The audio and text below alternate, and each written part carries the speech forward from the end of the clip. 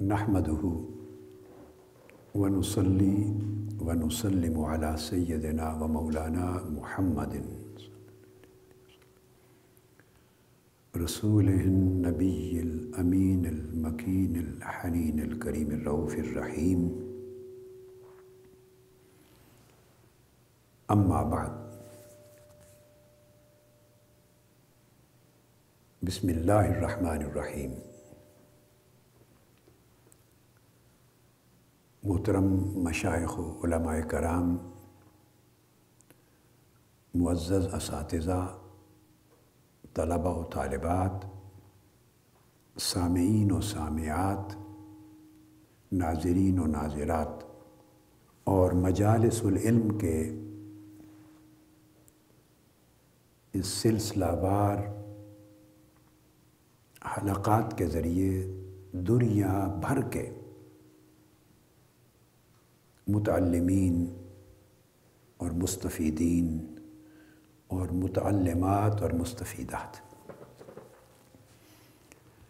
अल्हम्दुलिल्लाह ताला हमने पिछली नशिस्त में इल्म की ज़रूरत, उसकी अहमियत व फ़ज़ीलत, फिर इल्म की अनवा व अक़साम और मुख्तलिफ़ किस्मों के उलूम को हासिल करने के तरीक़े, यानी ज़राए, वसाइल, वसायत और आलात, फिर उनकी अपनी अपनी माहियत और नौइयत और उनसे मुतअल्लिक़ा लवाज़मात व अहकामात, इन पर अपनी गुफ्तगू मुकम्मल की। आज से हम अल्लाह जल्ल मजदूहू की तौफ़ीक़ के साथ इल्मुल अक़ीदा को शुरू कर रहे हैं, या इसे इल्मुल अक़ाइद का नाम भी हम दे सकते हैं। इसे उसूलुद्दीन भी कह सकते हैं। इस इल्म को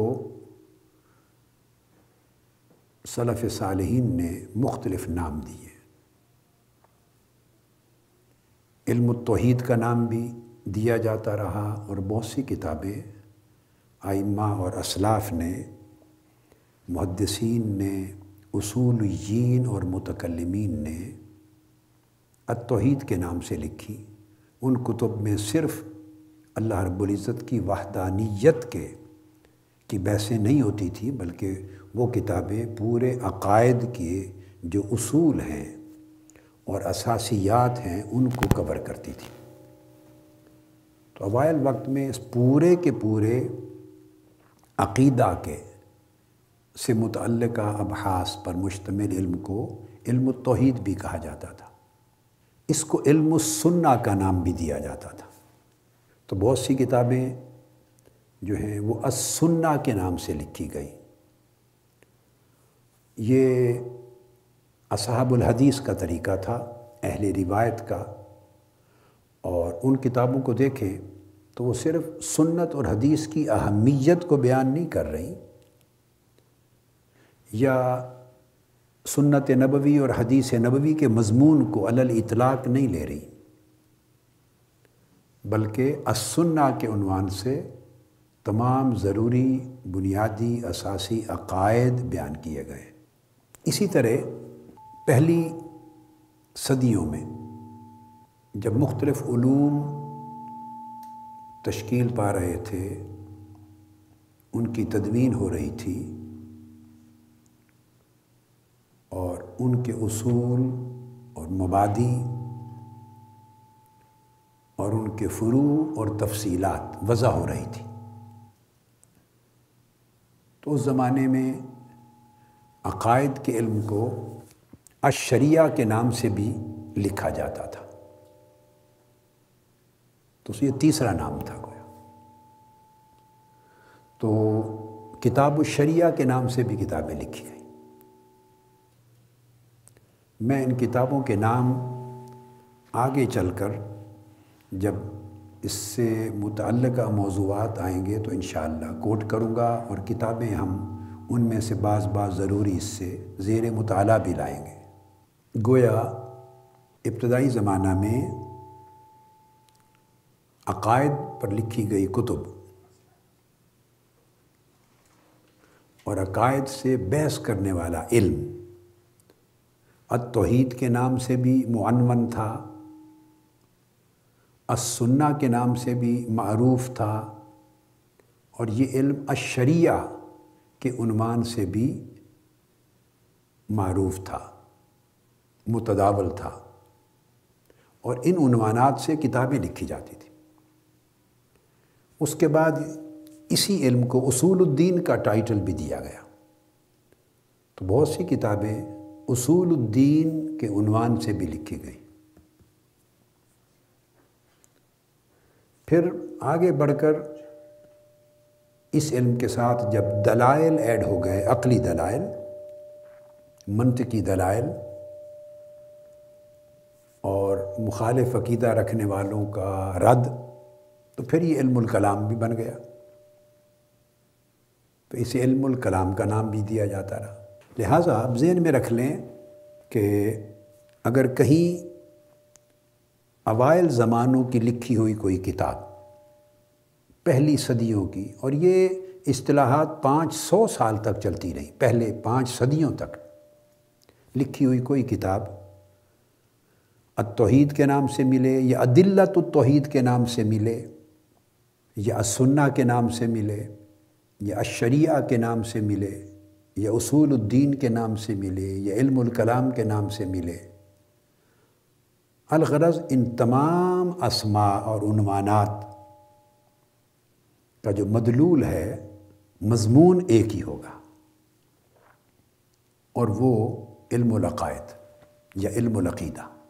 بحث اس میں عقیدہ ہی کی مختلف پہلوؤں سے ہوگی، اور اس میں عقیدہ توحید بھی شامل ہوتا ہے، عقیدہ نبوت و رسالت بھی شامل ہوتا ہے، عقیدہ آخرت بھی شامل ہوتا ہے،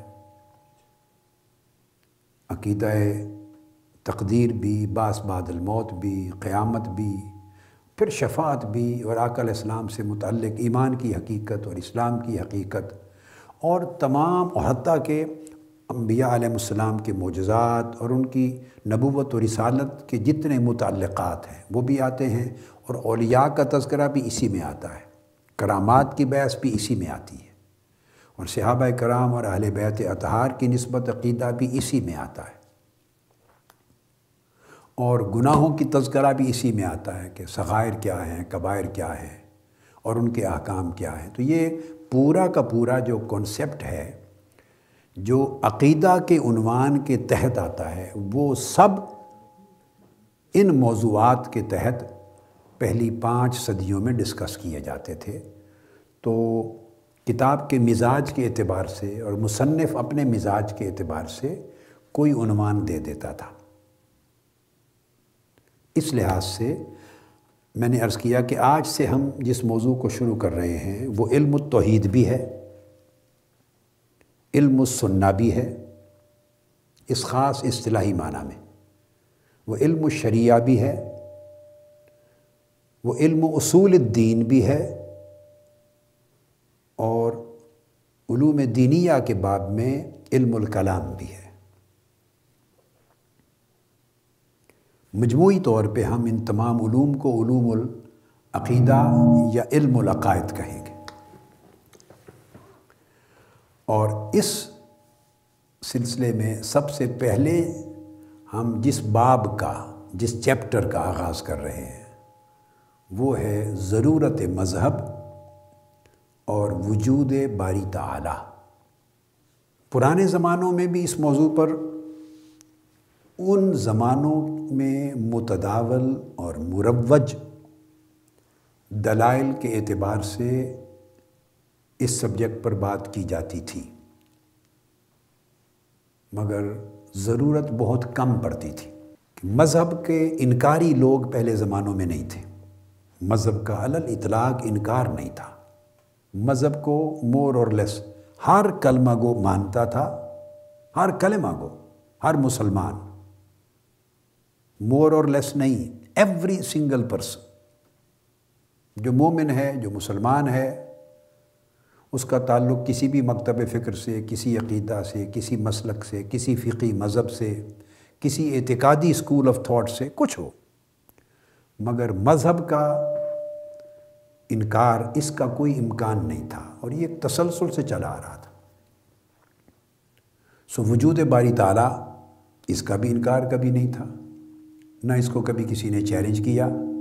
ہاں، جیسے آج ہمارے دور میں وجود باری تعالیٰ کے منکر ہیں، تو اس زمانے میں اگر ہوتے تو اس کے کچھ دلائل کتب میں ضرور ڈسکس ہوتے تھے، مگر اس دور میں ڈسکشن زیادہ تر فلسفے کے انداز میں ہوتی تھی، فلسفیانہ دلائل ہوتے تھے۔ آج دلائل کی نوعیت بدل گئی ہے، استدلال کے انداز بدل گئے ہیں، عقلی ضرورتیں، ان کے مزاج بدل گئے ہیں ماحولیاتی تبدیلیوں کی وجہ سے۔ لہٰذا ہم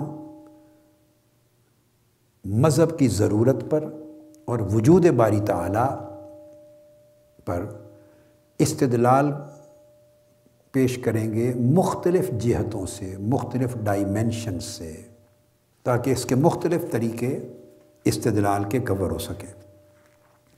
اس موضوع پر مجھے یاد پڑتا ہے، اور یہ مسودہ میرے اپنے خطابات کا میرے سامنے ہے، یہ 1991 میں، بلکہ یہ تاریخ چھپ لکھی ہوئی ہے، 9 مارچ 1991 میں میں نے منہاج القرآن ہیڈ کوارٹر پہ، جہاں آپ لوگ اس وقت بیٹھے ہیں اور آپ کی وساطت سے پوری دنیا اس موضوع کو سن رہی ہے، یہاں کی جامع مسجد منہاج القرآن مورل ٹاؤن میں، میں نے اس موضوع پر 1991 9 مارچ کو گفتگو کی تھی۔ 2-3 روز کا یہ اجتماع تھا علماء کا، علماء کرام کا، اساتذہ کا، ان کا ایک 6 روزہ کیمپ تھا۔ تو اللہ کی شان ہے کہ وہ اس وقت کا میرے جو لیکچرز تھے وہ نقل تو ہو گئے اور کمپوز شکل میں پڑے ہوئے تھے، میں بھول چکا تھا کہ وہ نقل بھی ہوئے تھے یا نہیں، مگر اتفاق ہے آج تک چھپے نہیں، تو مطبوعہ شکل میں نہیں تھے، بصورت کمپوزڈ فارم میں پڑے۔ تو ان لیکچرز کا عنوان تھا دراسات القرآن، اس میں علم العقائد کے علاوہ کئی اور موضوعات بھی تھے۔ پھر بعد ازاں اتفاق ہوا اسی موضوع پر مجھے گفتگو کا انگلش کے لیکچرز بھی میرے ہوئے انسٹیٹیوٹ آف اسلامک سائنسز میں، یہی منہاج القرآن کے ہیڈ کوارٹر پر۔ تو امریکہ سے اور برٹن سے، ساؤتھ افریقہ، مختلف کنٹریز سے کچھ بچے 2-1 سال آتے تھے، اور میرے پاس اس زمانے کچھ فرصت تھی، تو میں نے انگلش میں بھی لیکچرز اس سبجیکٹ پہ دیے تھے۔ وہ مسودہ تو میرے پاس نہیں پہنچ سکا، ریسرچ انسٹیٹیوٹ والوں نے لاہور سے وہ بھیجا نہیں، مجھے معلوم نہیں آیا وہ ٹرانسکرائب ہوا تھا یا نہیں، مگر مجھے اتنا یاد ہے کہ 2-3 مختلف مواقع پر اس موضوع پر میری گفتگو ہوئی، مگر بڑی پرانی بات ہے۔ الحمدللہ تعالی اب جو گفتگو ہوگی وہ زیادہ جامع ہوگی، جو پرانے خطابات میں بیان کیے گئے دلائل اور نئے دلائل سارے میں کوشش کروں گا کہ ان کا اللہ رب العزت کی توفیق سے احاطہ ہو جائے۔ ہم ضرورت مذہب اور وجود باری تعالیٰ کے اس موضوع پر مختلف اینگل سے انشاءاللہ تعالیٰ دلائل دیں گے۔ اس میں آج ہم ایک جس دلیل سے گفتگو کا آغاز کر رہے ہیں وہ ایک بڑی عجیب آپ کے نزدیک ہوگی دلیل، اور وہ ہے زبان و ادب اور لغت کے اصولوں کی روشنی میں ضرورت مذہب پر استدلال۔ آج ہم گفتگو اس اینگل پہ کریں گے۔ بنیادی طور پر اس دلیل کا جو یہ فاؤنڈیشن ہے اس دلیل کی، وہ یہ ہوگی، زبان اور ادب کو لیں گے اور 3 زبانوں کی مثالیں کوٹ کروں گا۔ اردو آف کورس، سب سے پہلے اردو کو لے لیں گے، اس کے بعد انگلش لینگویج کی کچھ مثالیں دوں گا، پھر عربی زبان کی کچھ مثالیں دوں گا۔ تو مبدأ استدلال، ہمارے استدلال کی بنیاد یہ ہوگی کہ زبان اور ادب اور لغت کے اصولوں کو سامنے رکھ کر ہم ضرورت مذہب پر دلیل قائم کریں گے۔ اور اس دلیل کی اساس کیا ہے، اس پر آنے سے قبل میں تھوڑی سی گفتگو اس موضوع کی اہمیت پہ کر لوں۔ جو زمانہ گزرتا گیا ہے اور آج کے زمانے میں ہم جا پہنچے ہیں، مادیت کا غلبہ ہو گیا ہے، روحانیت کمزور پڑ رہی ہے، پورا ماحول ہر طرف مادی کلچر کا، مادی افکار کا، مادی نظریات کا، مادی طرز زندگی کا، مادی سوچ کا، مادی خواہشات کا، ہر طرف پورا ماحول مادیت کا ہے۔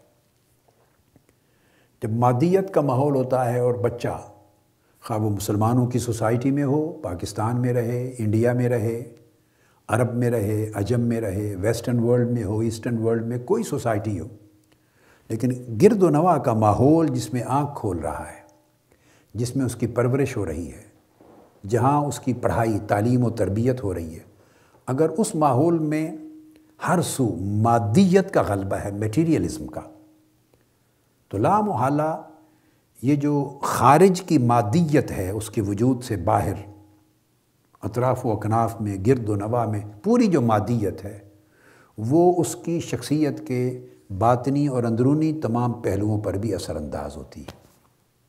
کینیڈا کے ایسے علاقے بھی ہیں جہاں ٹیمپریچر -60 -65 تک چلا جاتا، -60 اور -65۔ ہمارے ہاں پاکستان میں تو 0 تک بھی نہیں جاتا، -1 بھی نہیں ہوتا۔ میں کشمیر اور بالائی علاقوں کو چھوڑ کر پنجاب کی اور سندھ کی بات کر رہا ہوں۔ تو یہاں ٹورانٹو میں ٹیمپریچر اگر ہوا چل رہی ہو تو -40 -45 میں، جہاں میں رہتا ہوں -45 -40 تک جاتا ہے۔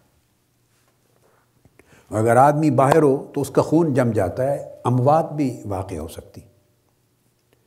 تو جب آپ ٹھنڈک میں نکلتے ہیں باہر تو یاد رکھ لیں، ٹھنڈک، یہ میں اپنے بیٹوں اور بیٹیوں کو نکتہ سمجھا رہا ہوں کہ یہ لا مذہبیت، مذہب کے وجود کا انکار، مذہب کی ضرورت کا انکار، مذہب کی حاجت مندی کا انکار، پھر وجود باری تعالیٰ کا انکار، یہ لا مذہبیت، کہ مذہب کوئی نہیں ہے، مذہب کی کوئی ضرورت نہیں، ہم اب مذہب کے محتاج نہیں رہے، یہ پورا فکر لا مذہبیت کا فکر ہے۔ یہ کیسے آتا ہے؟ تو میں نے عرض کیا کہ سوسائٹی اور گرد و نواح کا ماحول، زمانہ، T V culture, T V کے حالات، سوسائٹی، اسکول، بچے، بچیاں، معاشرہ، معاشرت، تہذیب، ثقافت، یہ سارا کچھ جو گرد و پیش ہے، یہ ایک ایٹماسفیئر ہے۔ میں نے سردی کی اس لیے بات کی کہ مائنس ٹیمپریچر ہے اتنا، یہ باہر کا ایک ویدر ہے، باہر کا ایک موسم ہے۔ جیسے آپ سردی میں نکلیں تو سردی صرف آپ کے باہر کو نہیں لگتی، ایسا نہیں ہوتا کہ آپ کو سردی فیل ہو رہی ہے اور آپ ٹھٹر رہے ہیں، نہیں، وہ سردی آپ کے اندر بھی اثر انداز ہوتی ہے اور آپ کو نزلہ ہو جاتا ہے، آپ کو فلو ہو جاتا ہے، آپ کو نمونیا ہو جاتا ہے، آپ بیمار ہو جاتے ہیں۔ تو پتہ چلا کہ یہ جو موسم باہر کا تھا، اس موسم نے صرف آپ کے جسم کے ظاہر کو متاثر نہیں کیا کہ سردی لگ رہی ہو اور آپ کانپ رہے ہوں اور ٹھٹر رہے ہیں، نہیں، بلکہ وہ جو باہر کے موسم کی سردی ہے وہ آپ کے اندر کی صحت کے موسم کو بھی متاثر کر رہی ہے، آپ بیمار ہو رہے ہیں۔ اسی طرح سخت گرمی میں جب آپ نکلتے ہیں، ٹیمپریچر بہت ہائی ہوتا ہے، جب 45-50 کے قریب چلا جاتا ہے، اور دھوپ میں جب آپ نکلتے ہیں تو ایسا نہیں ہوتا کہ صرف وہ دھوپ آپ کی جلد کو سیاہ کر رہی ہے یا تپش بہت زیادہ محسوس ہو رہی ہے، نہیں، بلکہ وہ سخت گرمی اس سے لوگوں کی اموات بھی واقع ہو جاتی۔ تو اموات خالی اس دھوپ کا اثر اگر جلد تک ہو، آپ کے ظاہر تک ہو، تو اس سے تو موت نہیں ہونے لگی، اس نے تو اثر آپ کے برین پر کیا ہے، ہیٹ سٹروک ہو گیا ہے، سن سٹروک ہو گیا ہے، دھوپ کی شدت نے اور اثرات آپ کی صحت پہ ڈالے ہیں، تو موت واقع ہو گئی، بیمار ہو گئے۔ تو اس کا مطلب یہ ہے کہ سردی ہو یا گرمی، اس کے اثرات جسم کے صرف ظاہری پہلو پر یعنی جلد پر نہیں ہوتے، بلکہ جسم کے اندر باطن پر، اندر صحت پر، ہر چیز پر مترتب ہوتے ہیں۔ اسی طرح ماحول کے اثرات ایسا نہیں ہے کہ آپ آنکھوں سے دیکھ رہے ہیں اور کانوں سے سن رہے ہیں اور ہاتھوں سے محسوس کر رہے ہیں، نہیں، جو کچھ آپ محسوس کرتے ہیں، دیکھتے ہیں، سنتے ہیں، وہ رفتہ رفتہ آپ کی شخصیت کے باطنی گوشوں پر اثر انداز ہوتا چلا جاتا ہے۔ طویل عرصے تک قطرہ کر کے پانی کا ٹپکتا رہے پتھر پر، تو وہاں بھی تھوڑی سی گہرائی ہو جاتی ہے۔ ہوا کی جو نمی ہے، نمی وہ چونکہ موجود رہتی ہے، ہم کو نظر تو نہیں آتی نا اس طرح اور محسوس نہیں ہوتی، مگر آپ لوہے کو باہر رکھ دیں تو اس پہ زنگ چڑھ جاتا ہے۔ وہ زنگ کہاں سے آ گیا؟ وہ ہوا کے اندر موجود جو پانی ہے، جو ہمیں محسوس نہیں ہوتا، وہ اس غیر محسوس اور غیر مرئی پانی نے، انویزیبل پانی نے، وہ رفتہ رفتہ اس پہ زنگ چڑھا دیا ہے۔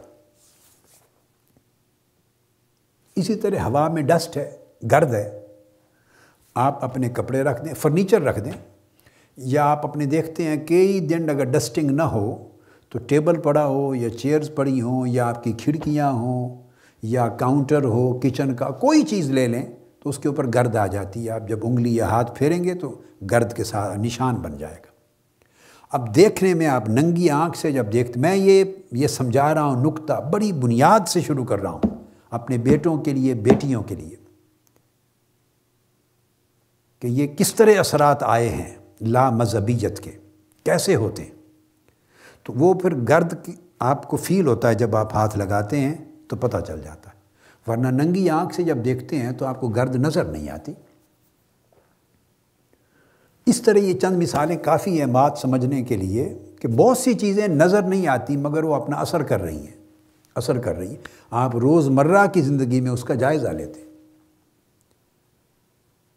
یہ کپڑے پہنتے ہیں، کپڑے تو باہر کی گرد سے یہ رفتہ رفتہ، صرف پسینے سے نہیں، سردیوں کا موسم بھی ہو تو الٹیمیٹلی میلے ہو جاتے ہیں۔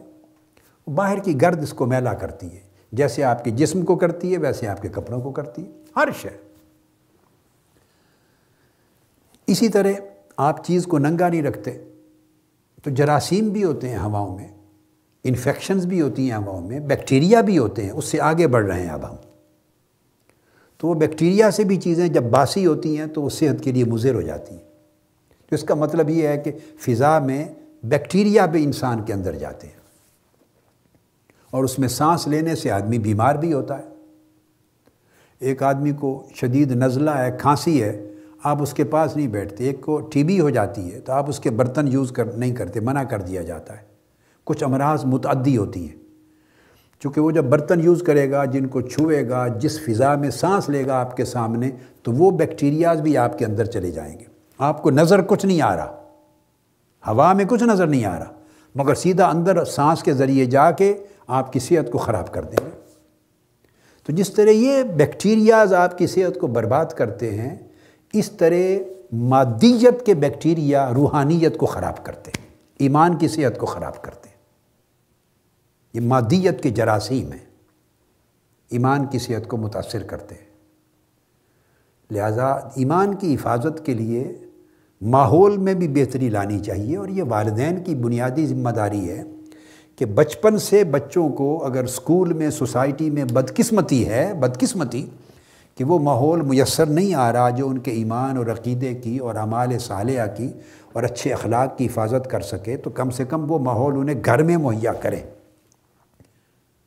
جو ان کے دین میں پختگی دے، ایمان میں پختگی دے، عقیدے میں پختگی دے، اور اپنی صحیح راستوں پر وہ گامزن رہ سکے۔ مگر بدقسمتی کہ وہ ماحول نہ گھر سے ملتا ہے، نہ اسکول سے ملتا ہے، نہ سوسائٹی سے ملتا ہے، نہ دوستوں کی سنگت و صحبت سے ملتا ہے، نہ ٹی وی چینل سے ملتا۔ ہر چیز ایمان کے، روحانیت کے، اخلاق کے اعلیٰ قدروں کے خلاف مل رہی ہے، جو کچھ مل رہی ہے۔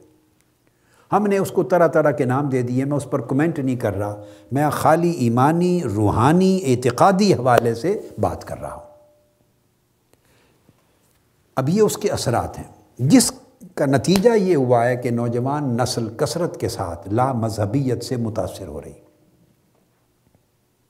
اس کے پیچھے نفس کے حملے بھی ہوتے ہیں، شیطان کے حملے بھی ہوتے ہیں، انسان کو راہ حق سے بہکانے کے، گمراہ کرنے کے حملے بھی ہوتے ہیں۔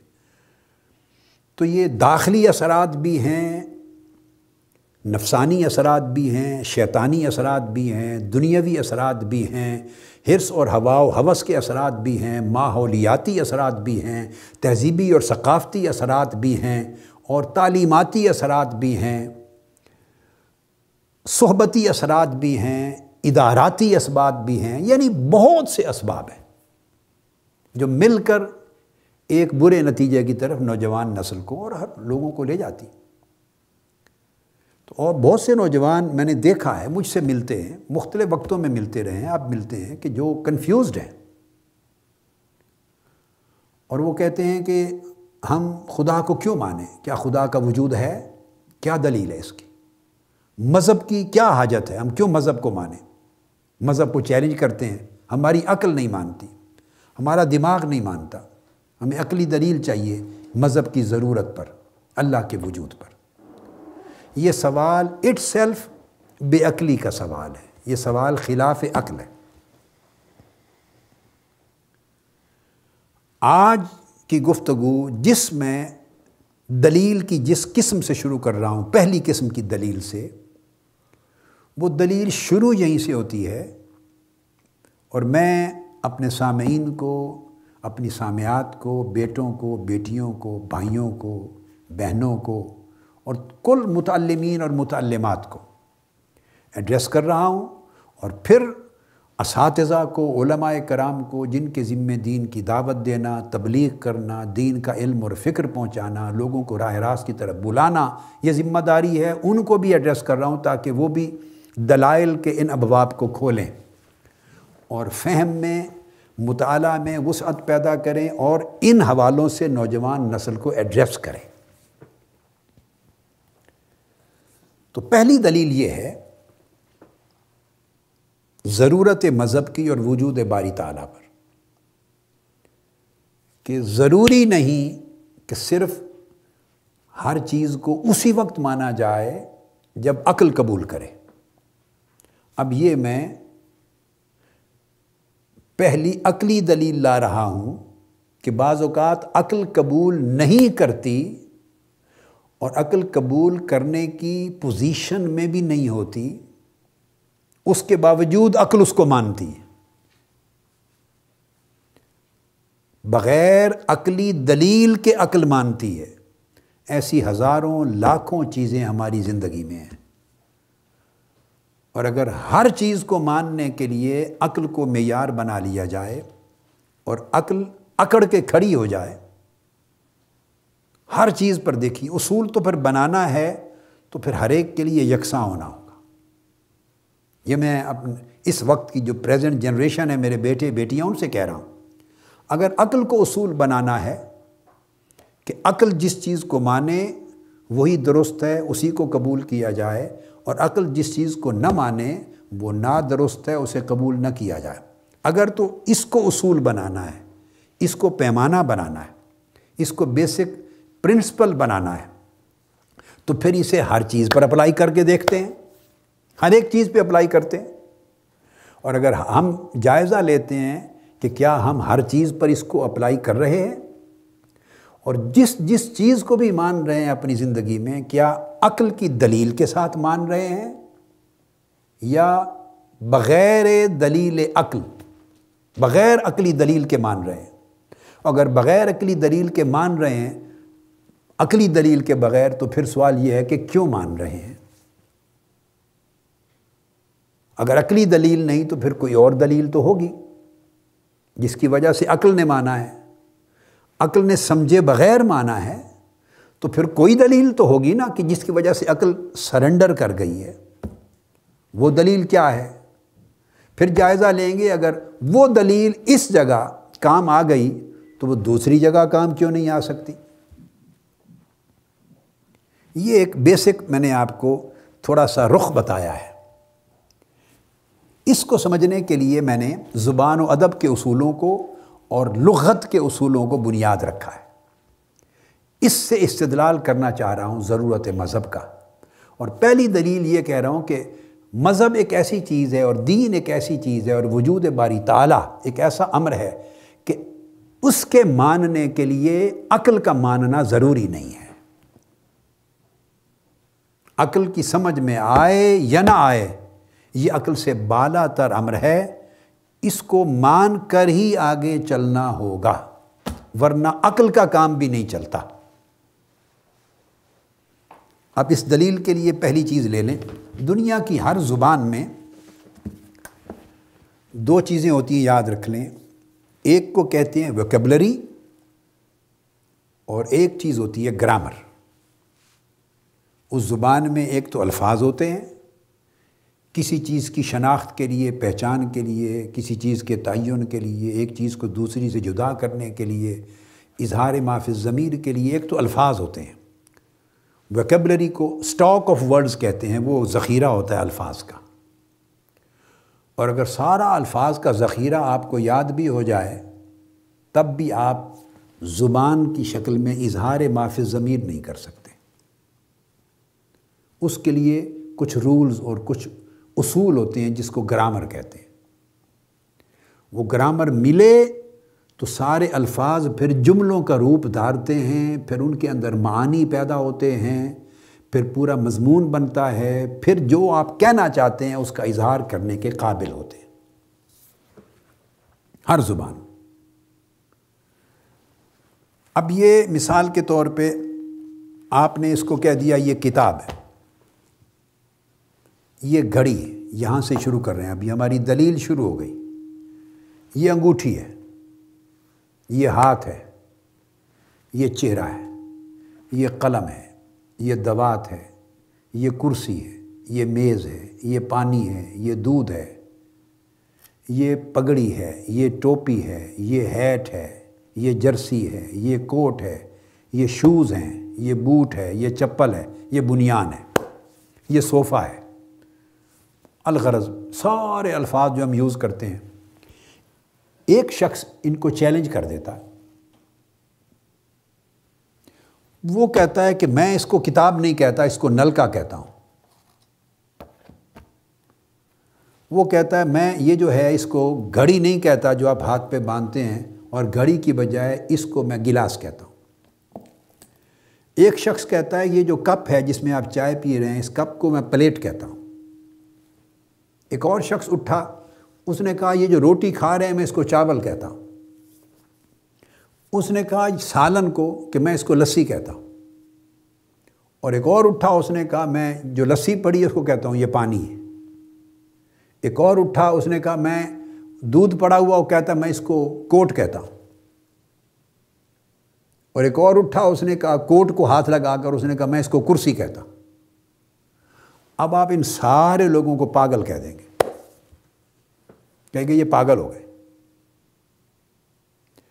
وہ آپ سے پوچھے گا کہ میں نے جو کچھ کہا ہے آپ اس کے لیے اگر میرا کہنا غلط ہے آپ عقلی دلیل دیں کہ اس کو کتاب کیوں کہا جائے، اس کو پین کیوں کہا جائے، اس کو چیئر کیوں کہا جائے، اس کو ٹیبل کیوں کہا جائے، اس کو واٹر کیوں کہا جائے، اس کو ملک کیوں کہا جائے، اس کو فروٹ ایپل کیوں کہا جائے۔ کہ اسکولوں میں پڑھاتے ہیں نا، A for apple, B for bus, C for cat, D for dog, اس طرح الف سے آپ پڑھاتے ہیں اللہ، بے سے بستہ، کاف سے کعبہ، آپ مختلف الفاظ پڑھاتے ہیں ساری زندگی، ساری دنیا، اردو میں بھی، عربی میں بھی، انگلش میں بھی، لیٹن میں، یورپین، دنیا کی ہر زبان میں بچوں کو اس طرح پڑھایا جاتا ہے، بیسکس ہر زبان میں۔ ایک شخص ان کو چیلنج کر دیتا ہے، وہ کہتا ہے میں یہ نہیں مانتا۔ آپ کہتے ہیں آپ غلط کہہ رہے ہیں، وہ کہتا ہے اگر میں غلط ہوں تو آپ عقلی دلیل دیں کہ آپ کیسے درست ہیں۔ چیلنج کرتا ہے وہ اس کو، آپ کیسے درست ہیں۔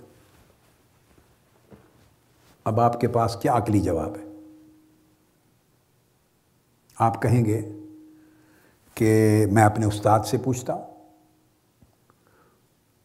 آپ کا جواب یہ ہوگا کہ بھئی ہم تو جب سے پیدا ہوئے اپنے ماں باپ سے بھی یہی سنا، اسکول میں اساتذہ نے بھی یہی پڑھایا، اور ہر ایک سے یہی سنتے چلے آ رہے ہیں۔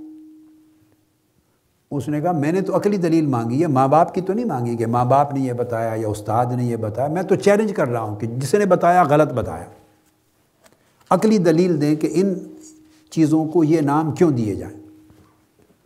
پھر آپ جاتے ہیں استاد سے پوچھتے ہیں، وہ کہتے ہیں بیٹے ہمیں بھی کچھ پتہ نہیں، ہم جب بچے تھے تو ہمیں بھی اپنے اساتذہ نے یوں ہی پڑھایا تھا۔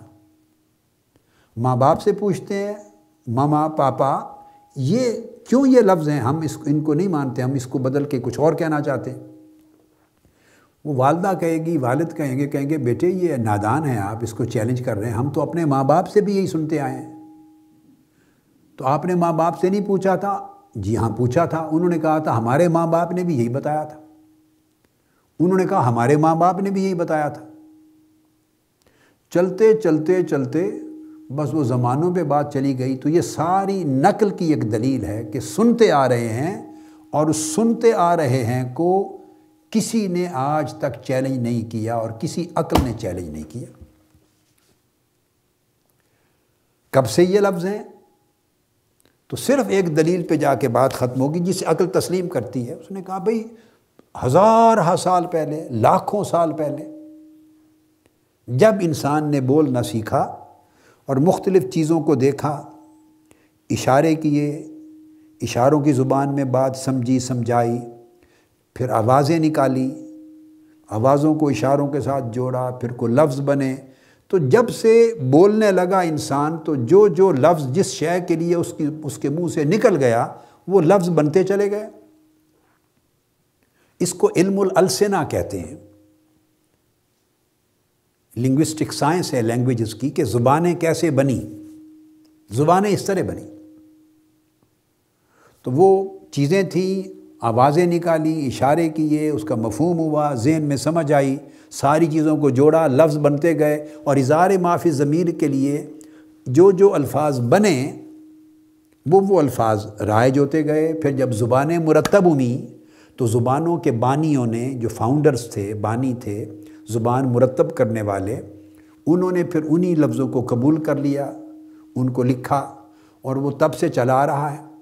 تو گویا یہ ساری زبانیں اور ساری لغتیں اور سارے الفاظ پوری دنیا میں، تاریخ میں یہ قبول کیے جاتے ہیں کسی عقلی دلیل سے نہیں بلکہ نقلی دلیل سے، کہ یہ ہمیشہ سے اسی طرح روایت ہوتا رہا ہے، ہمیشہ سے زبان بنانے والے اسی طرح بولتے رہے ہیں، زبان کی ایجاد کرنے والے ہمیشہ سے اس کو اپروو کرتے رہے ہیں، اسی طرح لکھا جاتا رہا ہے، ہمیشہ سے کتابوں میں ایسے آیا ہے، ایسے ہی سنا ہے، ایسے ہی دیکھا ہے۔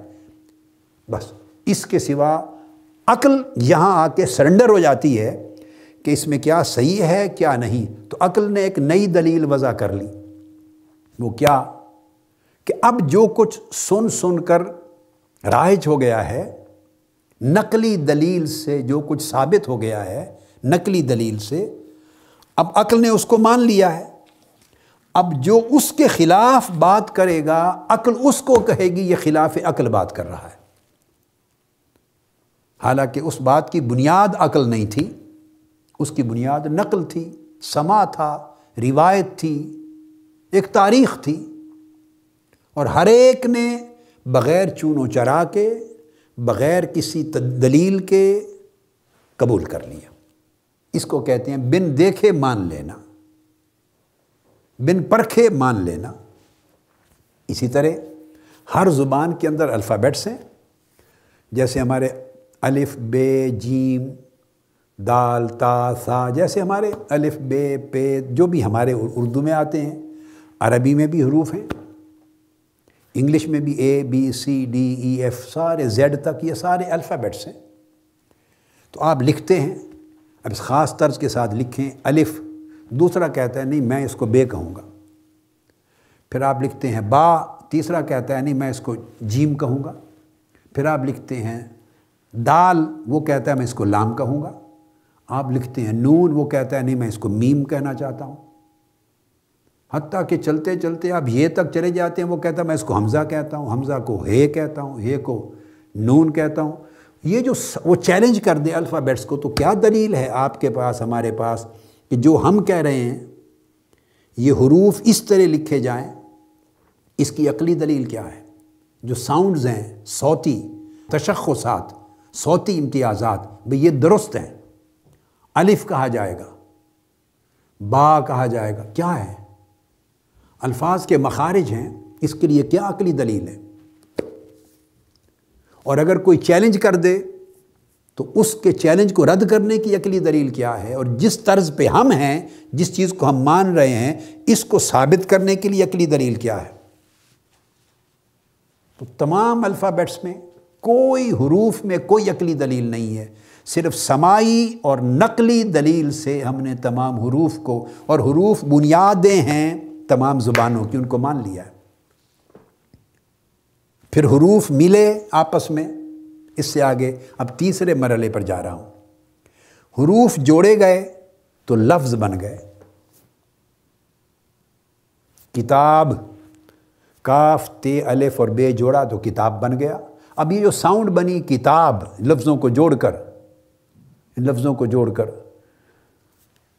تو اب یہ ساؤنڈ پہلے بنی یا حروف پہلے وجود میں آئے اور لفظوں کی تشکیل پہلے ہوئی، یا فقط اس چیز کو دیکھ کر ایک امتیاز کرنے، آئیڈینٹیفائی کرنے کے لیے جو زبان سے لفظ نکلا وہ پہلے وجود میں آیا اور پھر وہاں سے پکڑ کے حروف بنائے گئے اور زبان بنی. آپ جس سمت سے شروع کر لیں، وہ کہتے ہیں نا ایک دائرہ ہوتا ہے، دائرہ کہاں سے شروع ہوا کہاں پر ختم ہوا، تو نہ اس کی بگننگ ہے نہ کوئی اینڈ ہے. بات ایک ہی ہے کہ خواہ حروف پہلے لیں، خواہ الفاظ پہلے لیں، خواہ صوت پہلے لیں، صوتی امپیکٹ، یہ ساری چیز نقلی ہے اور سماعی ہے، اس میں کہیں دخل عقل کا نہیں ہے.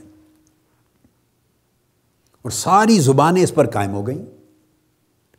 اگر زبان کو ہی چیلنج کر دیا جائے سرے سے، حروف و الفاظ کو چیلنج کر دیا جائے، الفاظ کے بعد جملوں کو چیلنج کر دیا جائے اور عقلی دلیل طلب کی جائے آج، تو دنیا کا کوئی شخص کوئی عقلی دلیل ان کے لیے مہیا نہیں کر سکتا، سوائے اس کے کہ ہم ہمیشہ سے، جب سے زبانیں بنی ہیں، لکھی گئی ہیں، اظہار ما فی الضمیر کا سلسلہ شروع ہوا ہے، ہم ہمیشہ سے ایسے پڑھتے آئے ہیں، ہمیشہ سے ایسے سنتے آئے ہیں، ہمیشہ سے ایسے لکھتے آئے ہیں، سوائے نقل و سماع کے کوئی دلیل نہیں.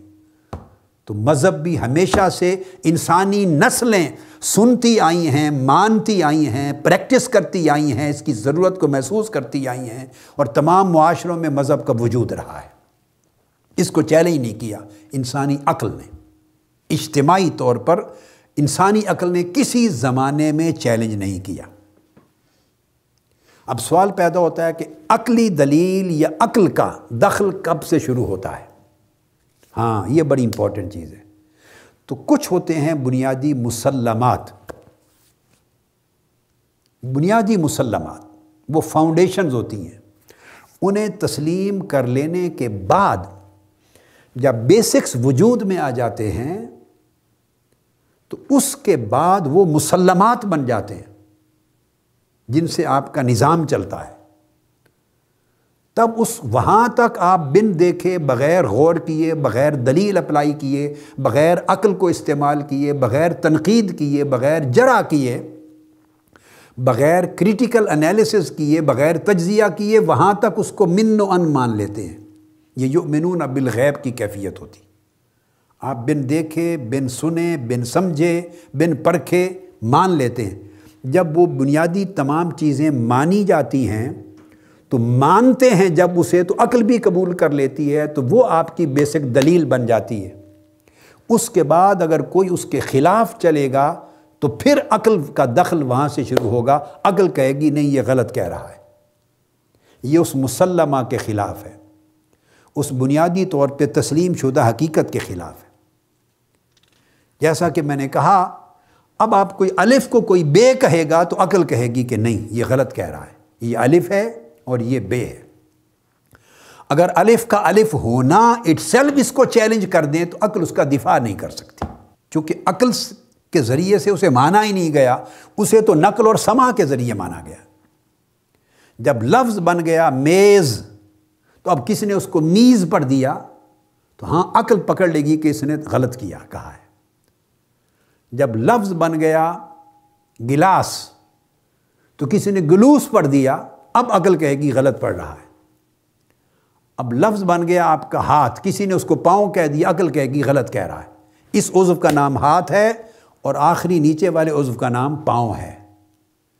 جب چیز مسلمات میں آ جائے گی تو اس کے بعد جو اس کے خلاف چلے گا اب عقل اس کی گرفت کرے گی، اب عقل کا دخل شروع ہوتا ہے یہاں سے، عقل کا ڈومین یہاں سے شروع ہوتا ہے۔ مسلمات کے بننے تک، ان بنیادی اصولوں کے وجود میں آنے تک عقل کا دخل نہیں تھا، اور عقل کے چینل سے نہیں مانا گیا، کان کے ذریعے سے مانا گیا۔ سمعت عن فلان، سمعت عن النبی صلی اللہ علیہ وسلم، اور آقا نے فرمایا سمعت عن اللہ تعالی، میں نے اللہ سے سنا۔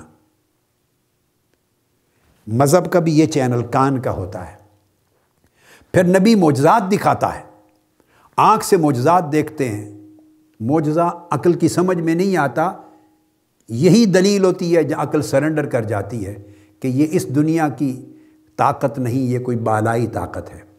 تو ابتدائی مسلمات ہماری روزمرہ کی زندگی میں جو میں نے مثال دی، تو ابتداً ہم زبان کو، اصولوں کو، زبان کو، حروف کو، الفاظ کو، اس کی صوتیات کو ہم صوتی، نقلی اور سماعی دلیل کے ساتھ تسلیم کر لیتے ہیں، اور جب وہ مسلمات بن جاتے ہیں تو اس کے خلاف چلنے پر عقلی استدلال کا وقت شروع ہوتا ہے، وہاں سے عقل کی ڈومین شروع ہوتی ہے، عقلی دلیل کا سفر وہاں سے شروع ہوتا ہے۔ بنیادی مقدمات عقل کے دخل دینے سے پہلے قائم ہو چکے ہوتے ہیں، بن چکے ہوتے ہیں۔ دنیا کی ہر سوسائٹی کا زبان اور اس سوسائٹی کا ادب سارا کا سارا اسی اصول پر قائم، حتیٰ کہ اس کے صوت کے مخارج بھی بن چکی، صوت بھی بن چکی ہے، مخارج بھی بن چکے ہیں، اس کا سارا کچھ سارا بن چکا ہے۔ یہ زبان کا ایک پہلو ہے جس کا تعلق حروف اور الفاظ کے ساتھ تھا۔ اب میں نے عرض کیا کہ زبان میں دوسرا پہلو ہوتا ہے گرامر کا۔ اب گرامر میں آپ دیکھ لیں، اردو میں اپنے آپ کو جیسے ماضی کے لیے یوز کرتے ہیں، آپ جب بولتے ہیں تو میں فلاں جگہ گیا تھا، اب جا رہے ہیں تو کہیں گے میں فلاں جگہ جا رہا ہوں۔ مستقبل کی ہوگی تو آپ کہتے ہیں کہ میں فلاں جگہ جاؤں گا۔ تو تھا، جا رہا ہوں اور جاؤں گا، یہ جو ماضی اور حال اور مستقبل کے صیغے بنا دیے، یہ گرامر کی طرف آ رہے ہیں۔ اگر گرامر نہ ہو، زبان اور گرامر کا، الفاظ اور گرامر کا فرق اس طرح ہے، اگر گرامر کی مثال سیمنٹ کی ہے، جیسے گلو ہوتا ہے، الفاظ کا سٹاک ہو آپ کے پاس، الفاظ کا ہزارہا الفاظ، ویکیبلری ہو، اور آپ کو گرامر نہ مانتے ہو، تو سارے الفاظ رکھ کے اسی طرح ہیں جیسے مختلف بالز رکھ دیں اور ان کے ذریعے دیوار بنانا چاہیں تو سارے دھڑام گر جائیں گے۔ آپ سیمنٹ کرتے ہیں، سیمنٹ کرتے ہیں، پھر اس میں یا گلو لگاتے ہیں، چیزوں کو سختی سے جوڑتے ہیں تو پھر بلاکس ملتے چلے جاتے ہیں، اینٹ اور سے اینٹ سیمنٹ ہو کے ملتی چلی جاتی ہے، کچا ہو تو گارے سے ملتی چلی جاتی ہے، دیوار بن جاتی۔ اور اگر جوڑے نہیں اور اینٹیں ساری موجود ہوں، الفاظ کی اینٹیں موجود ہوں، تو جملوں کی دیوار نہیں بنتی، جملوں کی عبارت نہیں بنتی۔ تو پھر اس کو اظہار ما فی الضمیر کے لیے، جملے بنانے کے لیے، مضمون بنانے کے لیے، پورا کا پورا سبجیکٹ کلیئر کرنے کے لیے پھر اس کے ساتھ سیمنٹ اور گارا اور گلو لگانا پڑتا ہے۔ وہ گرامر ہے، وہ اصول۔ تو اس گرامر کو اگر چھوڑ دیں، ماضی کا صیغہ یہ ہے، حال کا صیغہ یہ ہے، مستقبل کا صیغہ یہ ہے، یہ دنیا کی ہر زبان میں۔ اگر آپ کہیں میں جا رہا ہوں، دوسرا کہے نہیں، ہم کہیں گے میں جا رہے ہیں، آپ کہیں گے غلط ہے، یہ تو ہونا چاہیے ہم جا رہے ہیں۔ آپ، وہ کہے گا، آپ کہتے ہیں آپ کھا رہے ہیں، ایک آدمی کو کہہ رہے ہیں آپ کھا رہے ہیں اردو ادب میں، تو میں کہہ رہا ہوں میں جا رہے ہیں، تو یہ کیوں نہ کہا جائے؟ میں کے ساتھ جا رہے ہیں کیوں نہ کہا جائے؟ جبکہ آپ کہتے ہیں دوسرے کو آپ جا رہے ہیں، تو آپ کہیں گے بھی نہیں، استعمال اسی طرح ہے، آپ کے پاس دلیل استعمال ہے۔ اردو ادب میں اسی طرح ہے، جب ادب اور احترام سے دوسرے کو کہا جاتا ہے تو آپ جا رہے ہیں جمع کا صیغہ استعمال کرتے ہیں، اپنے لیے نہیں استعمال کرتے۔ عورت کے لیے خاتون ہو تو کہتے ہیں وہ بیٹھی ہے، مرد کے لیے کہیں گے وہ بیٹھا ہے، یہ فرق کریں گے۔ اسی طرح ساری کی ساری زبان، علوم ہوں، فنون ہوں، ان کی لغتیں ہوں، زبانیں ہوں، ان کی گرامر ہو، ان کے ضوابط جتنے بنتے چلے گئے، یہ سارے ضوابط اسی اصول کی بنیاد پر بنے، جس کو کبھی چیلنج نہیں کیا جاتا۔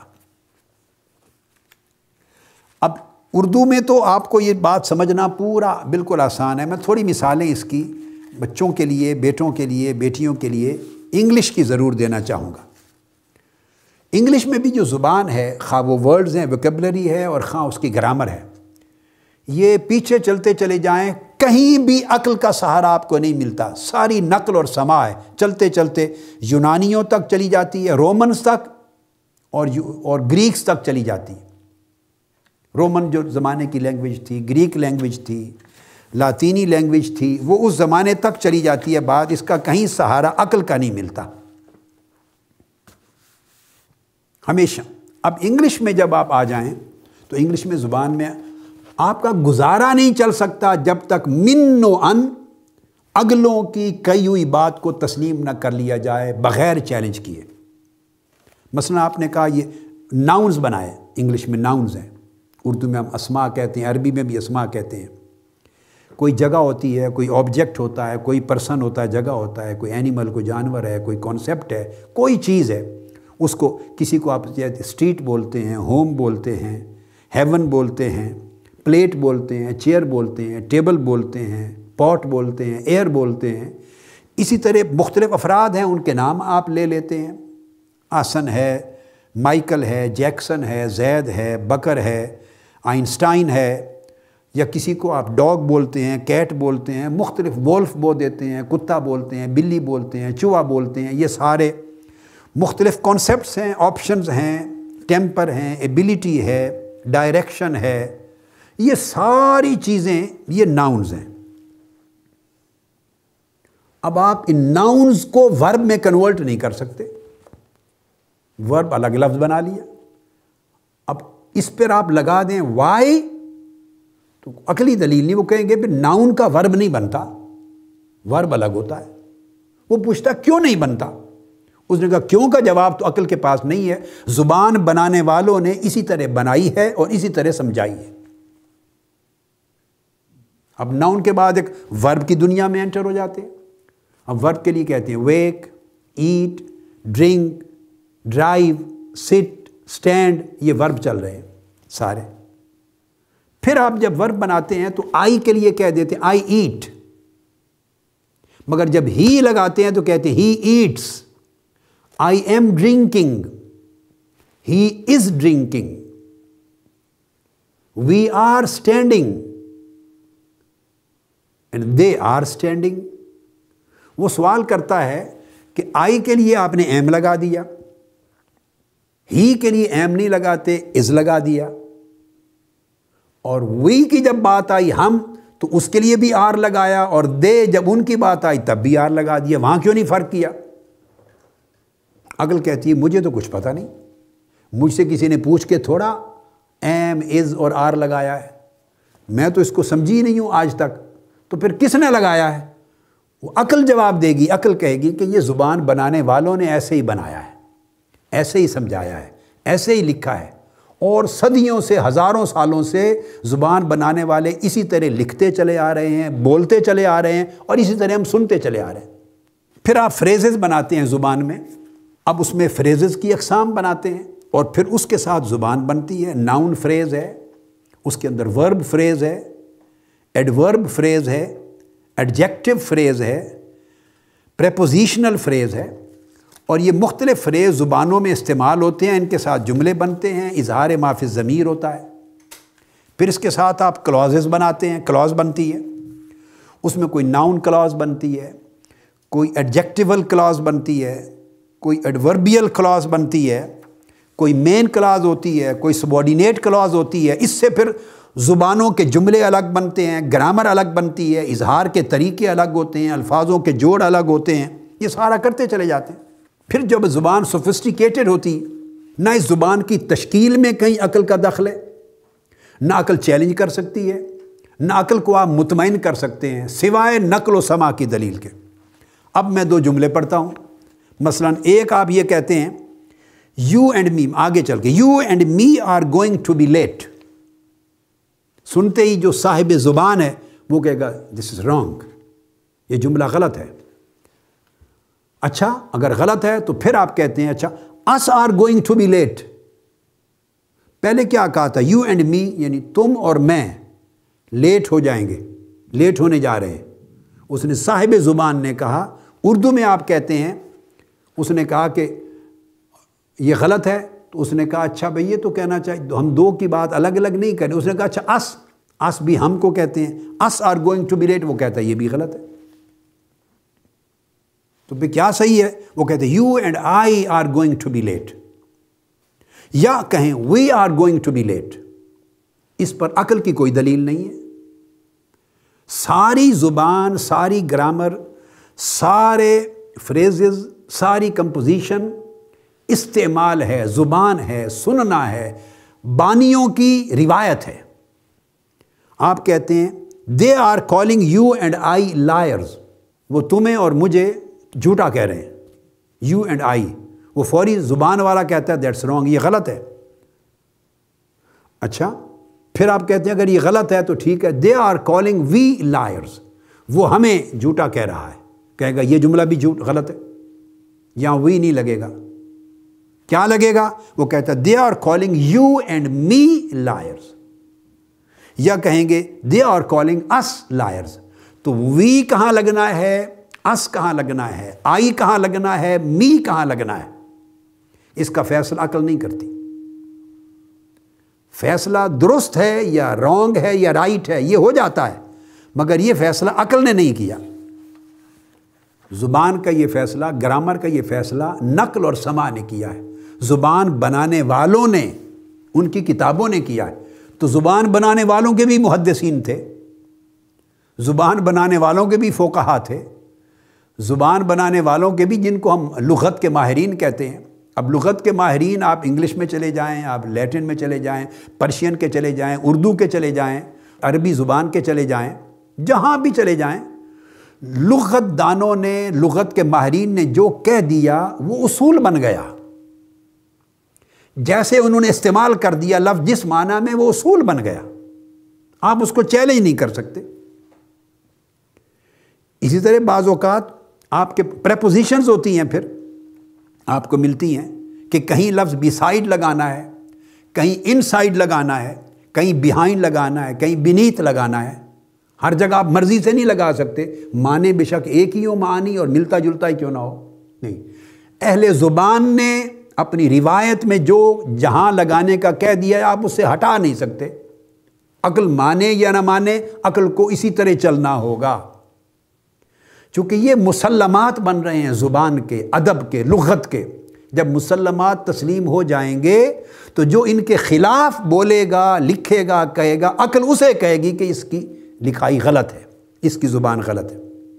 کبھی آپ کہتے ہیں ڈو یو ایم فار، کبھی ایم ایٹ، کبھی کہتے ہیں سپیریئر دین، کبھی سپیریئر ٹو، کیا لگانا ہے، دین یا ٹو لگانا ہے، کبھی اوبلیویس ٹو، اوبلیویس آف، تو یہ کیا لگانی ہے کس جگہ پر، یہ جو پریپوزیشنز ہیں اس کے چوائسز ہیں، آپ اپنی مرضی سے نہیں کر سکتے۔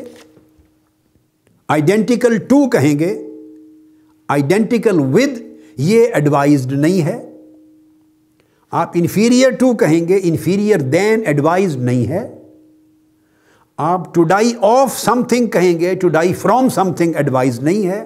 آپ ڈفرینٹ فرام کہیں گے، ڈفرینٹ دین نہیں کہیں گے، حالانکہ معنی ہر لفظ کا وہی تھا، کسی اور جگہ وہ لفظ جڑ سکتا ہے۔ اب کیا اس کو کہتے ہیں مستحب، غیر مستحب اور مکروہ؟ کیا مستحب ہے زبان میں اور کیا مکروہ ہے، اور کیا حلال ہے، واجب ہے، اور کیا حرام ہے، کیا پریفریبل ہے کیا نہیں ہے، کیا ایڈوائز کرتے ہیں زبان دان اور کیا ایڈوائز نہیں کرتے، کیا رائٹ ہے کیا رانگ ہے، مدارج بیان کر دیے ہیں، اچھی اور بری انگلش کی سطح بیان کر دی ہے، مگر یہ ساری چیزیں عقل فیصلہ نہیں کر رہی، زبان دان فیصلہ کر رہے ہیں نقل اور سماع سے کہ آپ نے یوز کرنا ہے امنگ، یعنی بعض لوگوں کے درمیان کی بات ہو تو امنگ کہاں یوز کرنا ہے، بٹوین کہاں یوز کرنا ہے، عقل سے نہیں فیصلہ کر سکتے۔ زبان ہے ایک روایت ہے، راؤنڈ کا لکھنا کہاں ہے اور اراؤنڈ کہاں لکھنا ہے، آپ ایک جگہ راؤنڈ لکھ دیں گے، جہاں اراؤنڈ لکھنا تھا غلط کہہ دیں گے، جہاں اراؤنڈ کہنا تھا راؤنڈ نہیں لکھ سکتے، جہاں امنگ لکھنا ہے وہاں بٹوین نہیں لکھ سکتے، بٹوین لکھنا تھا وہاں امنگ نہیں لکھ سکتے، معنی ایک ہے مگر استعمال غلط ہے۔ استعمال کا فیصلہ کس نے کیا؟ استدلال نے، عقل نے نہیں کیا، نقل نے کیا ہے، سماع نے کیا ہے، روایت نے کیا ہے۔ اسی طرح آپ کی پنکچویشنز ہیں انگلش لینگویج میں، فل سٹاپ لگاتے ہیں، پھر فل سٹاپ کے ساتھ آپ کوما لگاتے ہیں، اس کے ذریعے آپ کے جو الفاظ ہیں ان کی ساخت اور جملوں کا لمبا ہونے سے بچانا، ان میں ایجاز پیدا کرنا، ان میں ابلاغ پیدا کرنا، ان میں وضاحت کرنا، تکرار سے بچانا، خوبصورتی پیدا کرنا، اب زبان کی امپروومنٹ ہو رہی ہے۔ اوائل زمانے میں جب زبانیں بنی یہ چیزیں نہیں ہوں گی، جب زبانیں بنی چیزیں نہیں ہوں گی، آئی پر آپ نے اوپر فل سٹاپ ڈاٹ لگایا ہے، جے پر لگاتے ہیں، ایم پر کیوں نہیں لگاتے؟ وہ کہتا ہے این پر بھی لگاؤ، اے پر بھی لگاؤ، بی پر بھی لگاؤ۔ اس نے کہا آپ کی مرضی، جس پہ چاہے لگا دیں، جس پہ چاہے نہ لگائیں، یہ کیا ہوا؟ عقل سے دلیل دو، کہتے ہیں عقل مقل کوئی نہیں یہاں۔ بھائی جنہوں نے یہ زبان بنائی ہے انہوں نے ایسے ہی لکھا ہے، آپ نے بے لکھا، پے لکھا، تے لکھا، سے لکھا، ایک پرات سی بنائی، اس کے نیچے نقطہ ایک لگا دیا، دوسری کے نیچے 3 لگا دیے، اور ایک کے اوپر اٹھا کے 2 نقطے لگا دیے، اور ایک اور پر اوپر 3 لگا دیے۔ اس نے کہا یہ عقلی دلیل، کیوں لگا رہے ہیں ایسے، سب کو ایک جیسا کیوں نہیں کرتے؟ اس نے کہا بھائی میں، عقل کہتی ہے بھائی مجھ سے کیوں پوچھتے ہو، میں تھوڑا کر رہی ہوں، یہ تو زبان بنانے والوں نے اوپر لگا دیے نقطے، نیچے لگا دیے، 3 لگا دیے، 2 لگا دیے، 1 لگا دیے، میں نے تو جیسے سنا اس طرح مانتی چلی آئی ہوں۔ تو ایک سرٹن لیول پہنچ جانے کے بعد جب مسلمات ایکسیپٹڈ ہو گئے اور ان کے لیے چیلنج کرنے کی گنجائش نہ رہی، کوئی چیلنج نہیں کر سکتا، جب اتنے مسلم ہو گئے تو اس کے بعد عقل کا تجزیہ، عقل کا انالیسز، عقل کی دلیل، عقل کا قبول اور عدم قبول، رد و قبول، عقل کا پسند اور ناپسند کا دخل، اس کے بعد شروع ہوتا ہے۔ مسلمات وجود میں آ جانے تک عقل ہاتھ باندھ کے ایک طرف بیٹھی رہتی ہے، عقل کو پوچھتا کوئی نہیں۔ وہ کہتے ہیں آپ عقل تم کیا کرو گے اس وقت؟ کوئی چیز بن لے، مسلمات جب ہو جائیں تو مسلمات کو قبول کرو گی، یہ ایمان بالغیب کا درجہ ہوگا، اور پھر جو اس کے خلاف بولے گا اس کو تم رد کرنا، جو اس کے مطابق بولے گا اس کو صحیح کہنا، جو اس کے خلاف بولے گا اس کو غلط کہنا۔ عقل کا دائرہ اور دخل اب صحیح اور غلط کہنے سے اب شروع ہو رہا ہے۔ جب وہ ساری چیزیں وجود میں آ رہی تھی مسلمات بننے تک، عقل سے نہ کسی نے پوچھا، نہ عقل کا چیلنج قبول کیا۔ اس طرح کوما ہے، پھر انگلش میں سیمی کولن ہے، پھر انگلش کے کہیں کہیں بریکٹ لگاتے ہیں ایسے گول، کہیں سکوئر بریکٹ لگاتے ہیں، کہیں آپ ڈیش لگاتے ہیں، کہیں ہائفنز لگاتے ہیں، کہیں کویسچن مارک لگاتے ہیں، کہیں اپوسٹرفی لگاتے ہیں، کہیں کوٹیشن مارکس لگاتے ہیں، کہیں انورٹڈ کوماز ہوتے ہیں، پھر کرتے چلے جائیں۔ اور آج امریکن انگلش میں کئی ضابطے اور ہیں، برٹش انگلش میں اور ہیں، برطانیہ کی انگلش ڈیفرنٹ، امریکن انگلش میں ڈیفرنٹ۔ آگے چلیں، اب ایکسنٹ آ گئے، لہجے۔ امریکن، نارتھ امریکن ایکسنٹ الگ ہے، جو امریکہ اور کینیڈا میں یوز ہوتا ہے، وہاں ایک لفظ کی جو ادائیگی ہے اس کا تلفظ، مخارج، ایکسنٹ الگ ہے۔ برٹش انگلش کا ایکسنٹ الگ ہے۔ ایک آدمی بات کر رہا ہو نا، صرف انگلش بول رہا ہو، تو اس کے 2 جملے سنتے ہی پتہ چل جاتا ہے کہ یہ برٹش ہے یا امریکن ہے یا کامن ویلتھ کنٹریز سے تعلق رکھنے والا ہے۔ ان کے ہاں بھی کچھ اصول الگ ہوتے ہیں، کچھ ایکسنٹ الگ آ جاتے ہیں۔ تو کس نے بنائے ہیں یہ ایکسنٹ کو؟ عقل سے پوچھ کے بنائے ہیں۔ اس کے پیچھے کو عقل کی دلیل ہے؟ آپ سارا اس کا جواب دیں گے کہ عقل کی کوئی دلیل اس کے پیچھے نہیں۔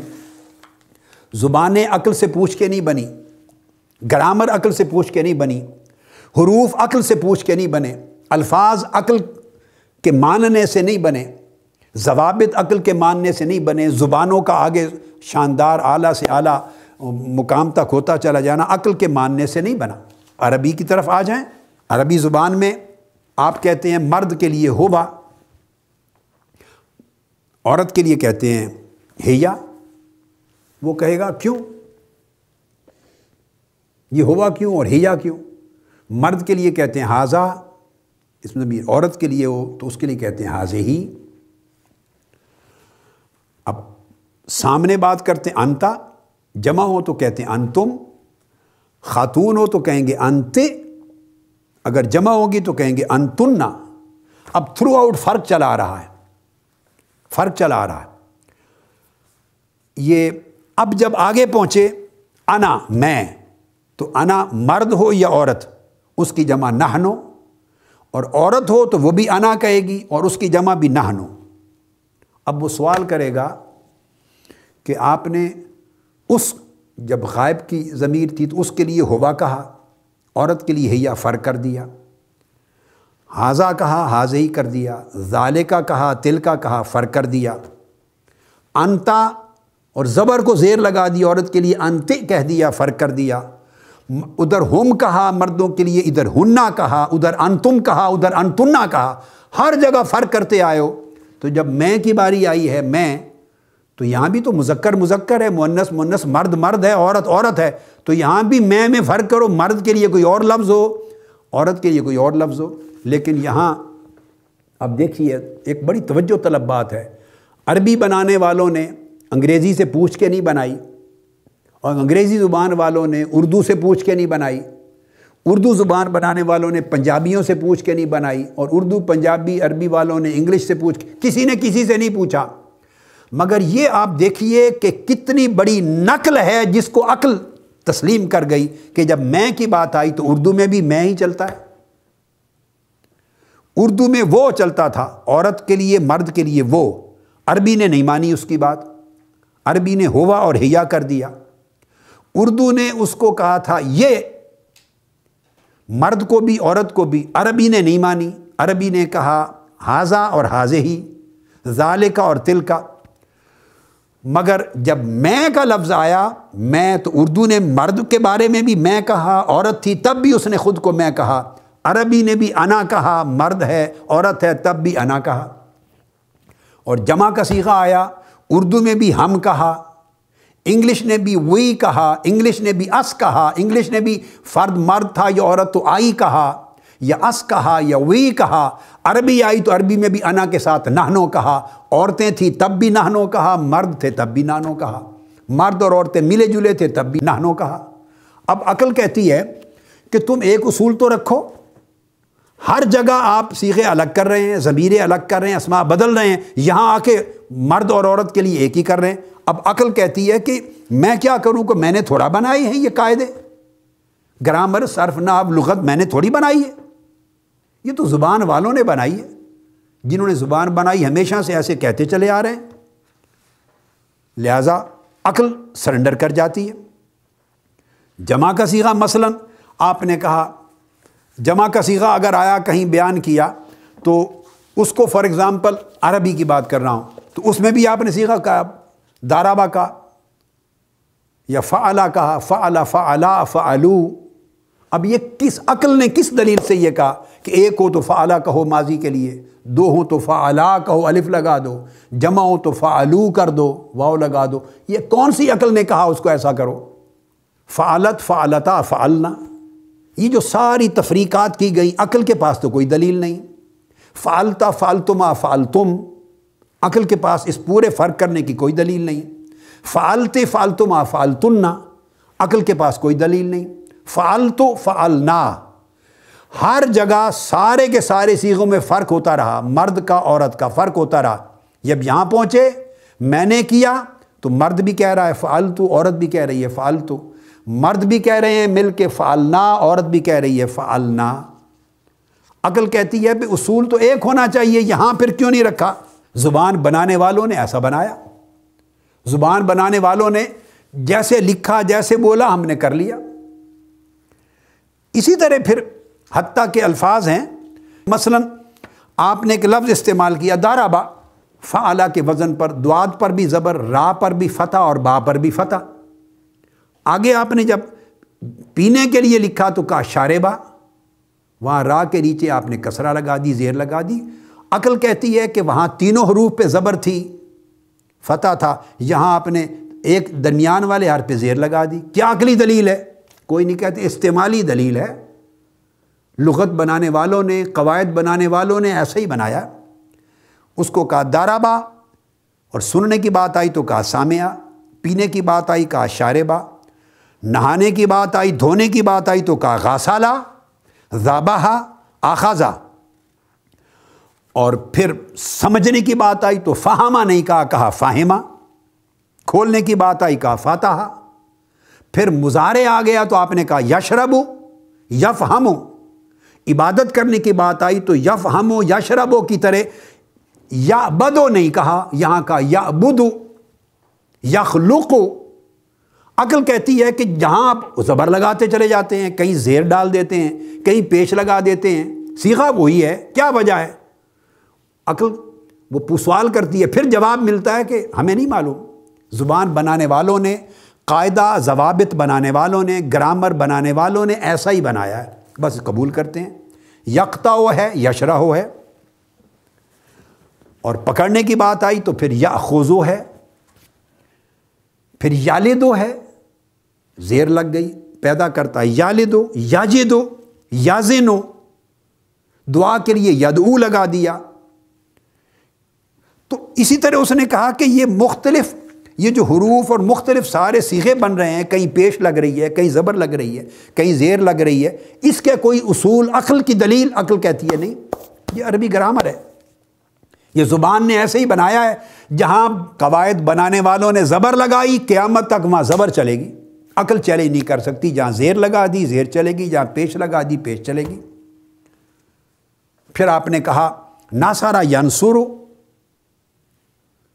اور پھر اس کے بعد کہا لم ینصر، ینصر ناصرہ ینصرو سے لم لگا تو اس کے ساتھ ینصر کر دیا، را کو ساکن بنا دیا، اور لما ینصر، لن لگا تو لن ینصرا کر دیا، لم لگا تو لم ینصر، لن ینصرا، تو لن کے ساتھ زبر کیوں آ رہی ہے اور لم کے ساتھ کیوں نہیں آ رہی؟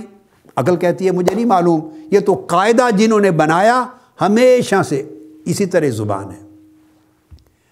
لما ینصر کہا، زیر لگی لی ینصر کہ وہ مدد کرے، تو وہاں یہ لگ گئی۔ جب امر کا صیغہ کہا تو انصر کہہ دیا، اور اس کے ساتھ نہیں آیا تو لا تنصر کہا، اور لا لگا تو تنصر رے پر جزم آ گئی، ساکن ہو گیا۔ اگر ما لگا تو ما ینصر نہیں کہا، ما ینصرو، اس کو ما ینصر کر دیا۔ لا ینصر اور ما لگا تو ما ینصرو۔ اور اگر مضارع کا صیغہ آ گیا، مضارع کا صیغہ یہ نہی غائب کے تھا، نہی غائب کا، مضارع کا لگا تو لا ینصرو پیش لگ گئی مضارع کے لیے، اور تاکید آ گئی نفی مستقبل کی تو لن ینصرا لگ گیا۔ امر غائب کے لیے لفظ آیا تو لینصر لگا، اور نہی غائب کا آ گیا تو لا ینصر لگا۔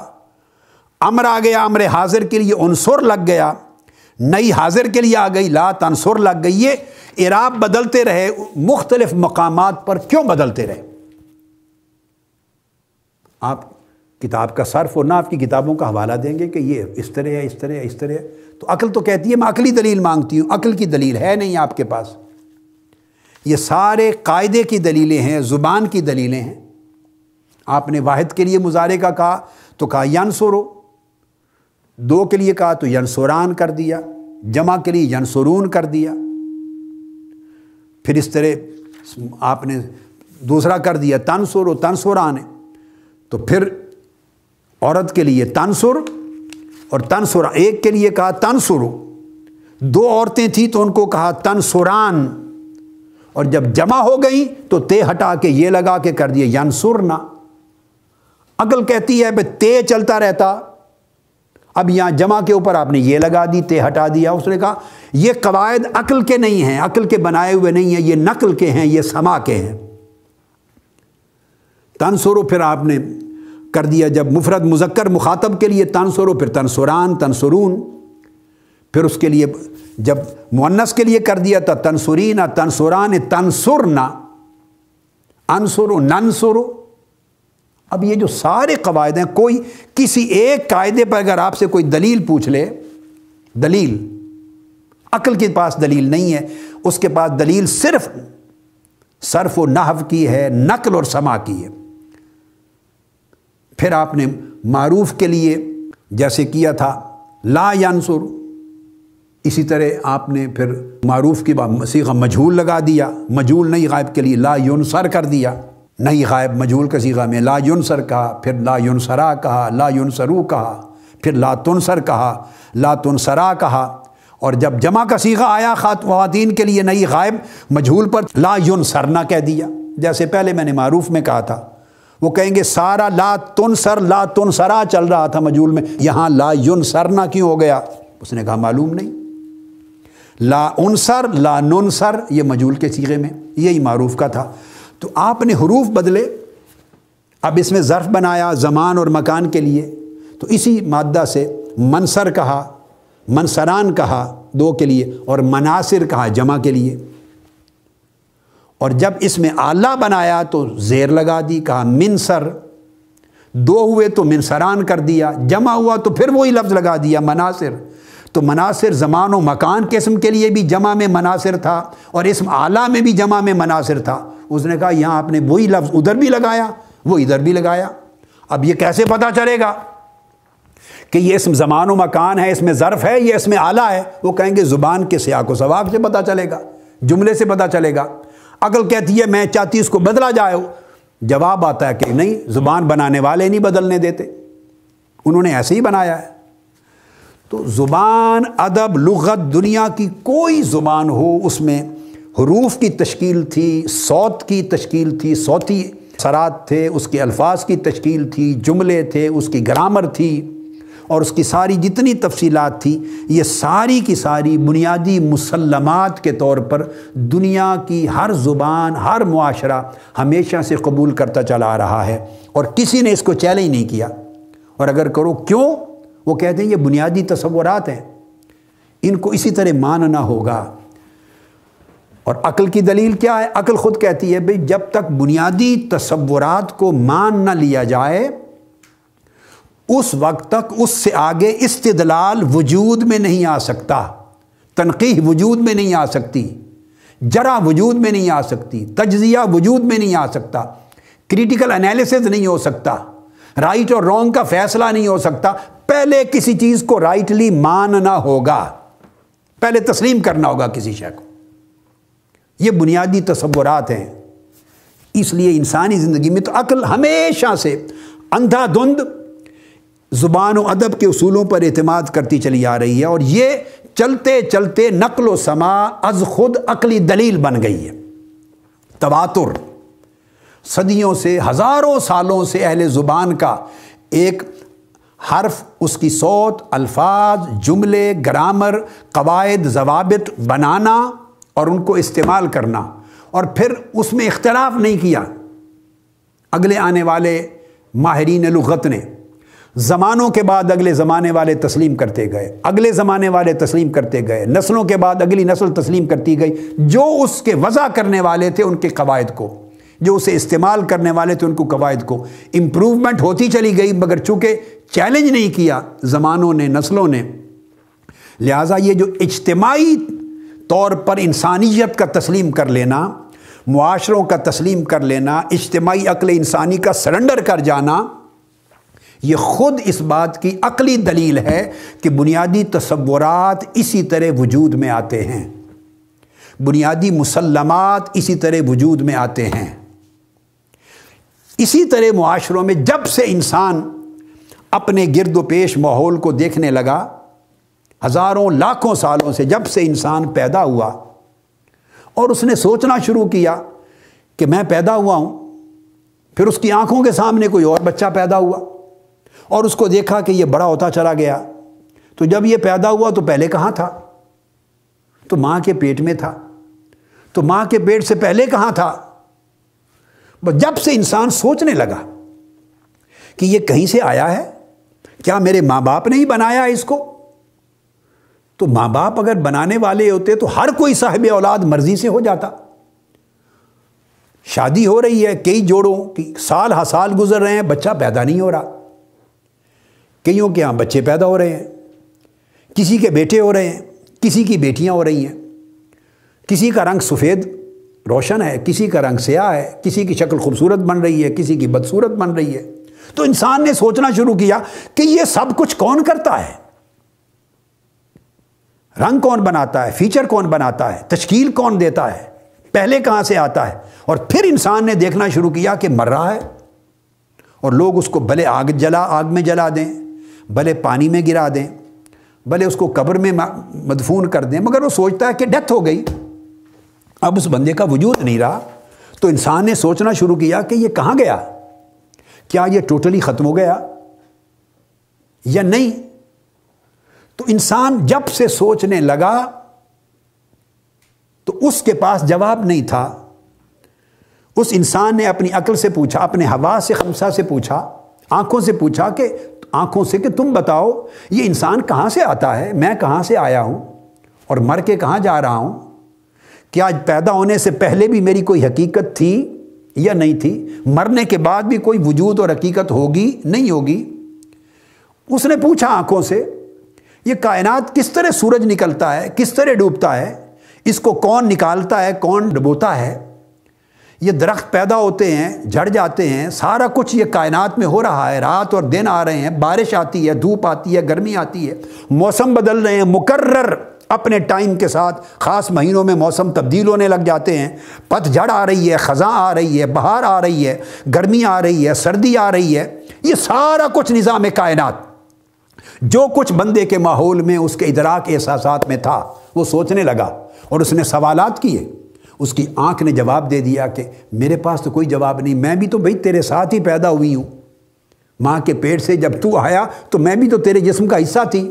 اس نے کانوں سے پوچھا تو کانوں نے کہا میں بھی حصہ تھا تیرے جسم کا.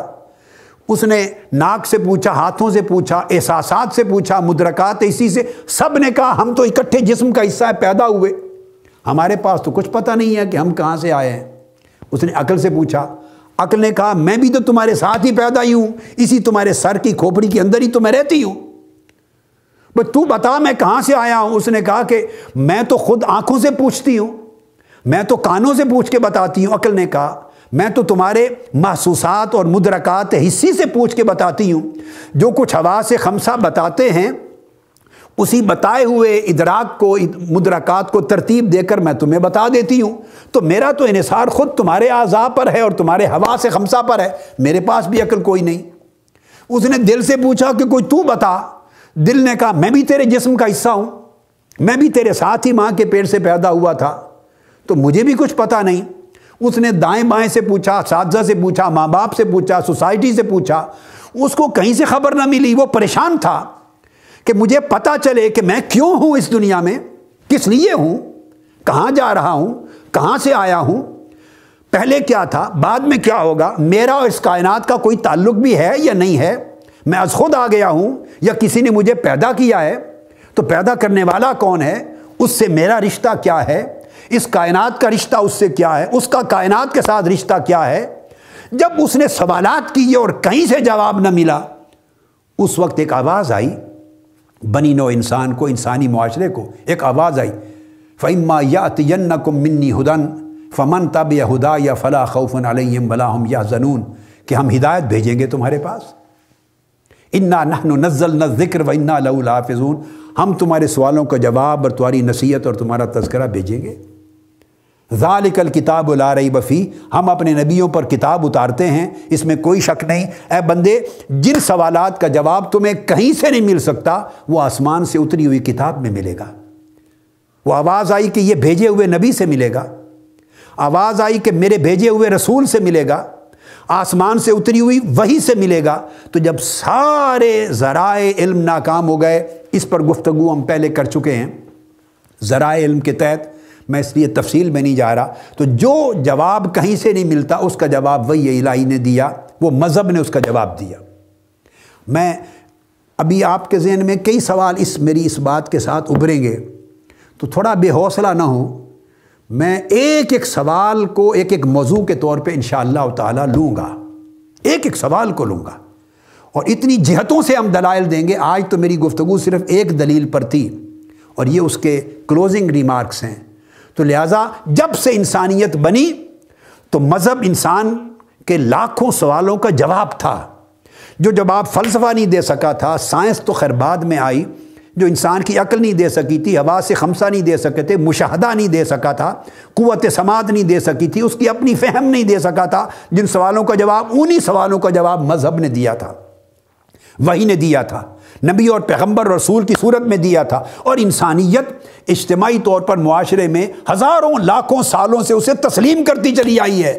بھائی جس طرح ABC کو تسلیم کرتے ہو، جس طرح الف ب جیم دال کو تسلیم کرتے ہو، جس طرح ہی شی اس اور وی کو تسلیم کرتے ہو، جس طرح اپنی زبان اظہار ما فی الضمیر کو تسلیم کرتے ہو، جس طرح ساری زبان کے کلچر کو، زبانوں کا کلچر، لغت کا کلچر، گرامر کا تسلیم کرتے ہو، مسلمات تک، مذہب اور دین بھی انہی بنیادی مسلمات میں سے ہے جو انسان کو انسان ہونا بتاتا ہے، جو یہ بتاتا ہے کہ انسان تو اور چیز ہے، اور یہ جو 4 ٹانگوں والا جانور آ رہا ہے کتا، یہ اور چیز ہے.